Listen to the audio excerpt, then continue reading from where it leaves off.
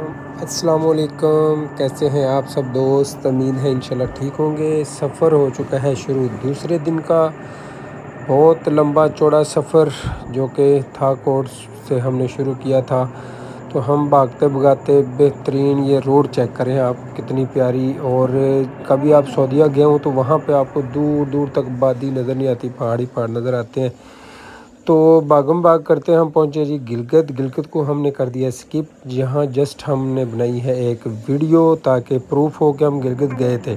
تو یہاں ہمیں مل گئے ہیں سائیکلوں والے، کافی فٹنس ہوتی ہے ان کی۔ بابا جی پہاڑی علاقوں میں سائیکلیں بھگا رہے ہیں۔ تو اس کے بعد ہمیں طلب ہو رہی تھی ناشتے کی۔ ایک پیارا سا ہم نے ریزورٹ دیکھا اور یہاں پہ ہم نے ایک پیارا سا ناشتہ کیا۔ یہ ہنزا سے پہلے اور گلگت کے بعد یہ ہے جی تیمور ریزورٹ۔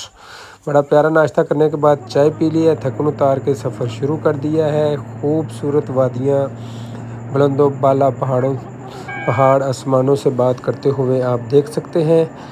اور اس کے بیچوں بیچ ہوتے ہوئے ہم پہنچ گئے ہیں عطا آباد ٹنل کراس کر کے۔ ابھی اس کے بعد آ جائے گی عطا آباد جھیل۔ یہ لیں جی، یہ جھیل آ گئی ہے۔ جھیل بھی ہم نے جسٹ یہاں پہ فوٹو شوٹ ہی کی ہے اور ایک ویڈیو بنائی ہے، اور اس کے بعد ہم پھر نکل جائیں گے آگے، کیونکہ منزل ہے ہماری خنجراب پاس۔ اس کے بعد ہمیں نظر آ گیا ایک خوبانی کا بڑا ہی خوبصورت باغ۔ اس پہ ٹوٹ پڑے ہیں لیکن مالک سے اجازت لے کر۔ تو پھر سفر جاری ہے، دیکھیں کیا ہی خوبصورت ویو ہے، کیسا خوبصورت ویو ہے، آپ نے شاید اس سے پہلے نہ دیکھا ہو۔ یہ جی جگہ کا نام ہے گلمت۔ گلمت بہت خوبصورت علاقہ ہے۔ گلمت کراس کرنے کے بعد آپ کو ملے گی اے سی آبشار، بڑی خوبصورت آبشار، کیونکہ پانی تھوڑا سا گدلا ہے لیکن یہاں پہ جو ہوا آتی ہے وہ اے سی کو مات دیتی ہے جی۔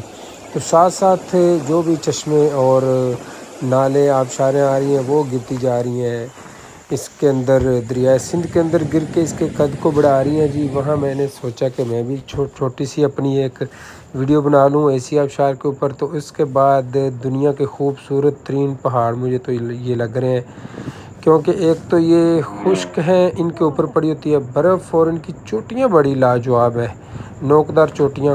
تو یہاں ہمیں ویلکم کیا جا رہا ہے جی پاسو ویلی میں۔ ویلکم ٹو پاسو ویلی۔ پاسو ویلی کے اندر سے ہوتے ہوئے ہم نے آگے سفر شروع کر دیا ہے خنجراب کے لیے۔ تو خنجراب سے تھوڑا پہلے جناب یہ رستہ ہو چکا ہے بند، دریائے سندھ نے رستے کو کاٹ کے ڈال لیا ہے اپنے اندر۔ اب خنجراب تو آج نہیں پہنچ سکیں گے، یہاں کوئی ہوٹل شوٹل دیکھتے ہیں تو آپ سے ملاقات ہوگی کل۔